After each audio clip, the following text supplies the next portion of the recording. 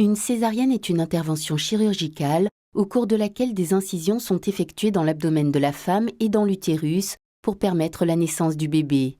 Dans certains cas, la césarienne peut être planifiée, mais la plupart du temps, le besoin de césarienne devient évident après le début du travail, lorsque des conditions anormales rendent un accouchement vaginal dangereux pour la mère ou pour l'enfant. Les indications classiques pour la césarienne impliquent dystocie, placenta praevia et souffrance fœtale.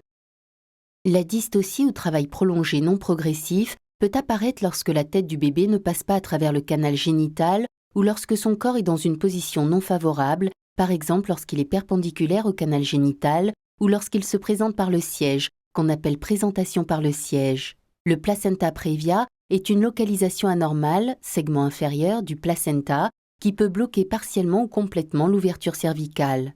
La souffrance fœtale apparaît lorsque la santé du bébé est en danger imminent, généralement en cas de mauvaise circulation sanguine, à travers le placenta ou le cordon ombilical.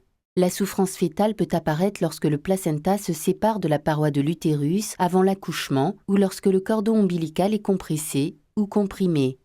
Autres conditions pouvant nécessiter une césarienne, naissance multiple, tumeurs sévères de l'utérus, herpès génital ou autres infections ou problèmes médicaux comme diabète non contrôlé ou hypertension. Votre médecin peut effectuer un test aux ultrasons et un contrôle cardiaque du fœtus pour décider si le bébé doit naître par césarienne. Lorsqu'une césarienne devient nécessaire, vous devez vous préparer pour subir une opération chirurgicale. Si elle n'est pas encore en place, une ligne intraveineuse est installée et un cathéter est inséré dans votre vésicule biliaire pour drainer l'urine. Dans la salle d'opération, vous êtes anesthésié. Dans la plupart des cas, une anesthésie rachidienne est administrée pour engourdir la partie inférieure de votre corps. Mais parfois, une anesthésie générale peut être nécessaire. Votre médecin commencera par effectuer une incision dans votre abdomen. Il s'agit d'une incision verticale, juste au-dessous du nombril, au sommet de l'os pubien, ou plus fréquemment d'une incision horizontale, transversale, juste au-dessus de l'os pubien. On appelle généralement cette opération bikini cut. Votre médecin effectuera ensuite une deuxième incision dans la partie inférieure de l'utérus. Une fois l'utérus ouvert, votre médecin brisera la cavité amniotique si elle est toujours intacte et sortira le bébé. Entre l'incision initiale du ventre et la sortie du bébé s'écoule généralement 5 minutes.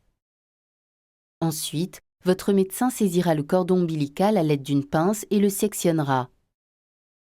Retirera doucement le placenta et recoudra correctement votre utérus et votre ventre. Cette opération dure environ 45 minutes. Après une césarienne, le séjour en hôpital est généralement de 3 à 5 jours. Pendant cette période, on vous encouragera à allaiter, à faire des siestes lorsque le bébé dort et à sortir souvent de votre lit. Bien que la plupart des patientes sont en mesure de s'occuper de leur bébé après l'intervention, il faut compter 6 à 8 semaines pour une récupération totale. Votre cicatrice s'éclaircira au fur et à mesure de la guérison de la plaie.